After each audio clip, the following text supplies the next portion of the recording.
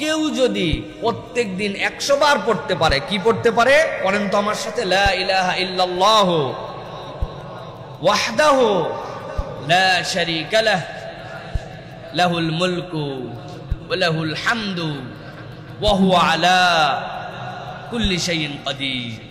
এইটা জানে না এরকম কোনো বান্দা নাই। 100 বার যদি পড়ে, আল্লাহর নবী বলছেন 10টা দাস মুক্ত করলে যে সওয়াব, 10টা বান্দা গোলামির মধ্যে আছে তাদেরকে আজাদ বানায় দিলে যে সওয়াব, আল্লাহ তার আমলনামায় সে সওয়াব দান করে দিবেন।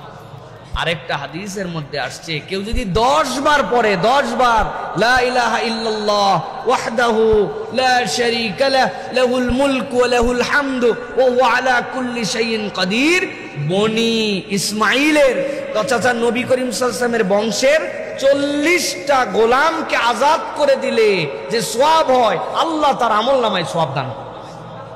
সুবহানাল্লাহ, কত সহজ আমল, কিন্তু আমাদের টার্গেট নাই, কোনো প্ল্যানিং নাই। কি করব যে আমার জীবন থাকবে আর 10 বার এটা পড়বো না, এরকম হবে না, পারবো না ইনশাআল্লাহ।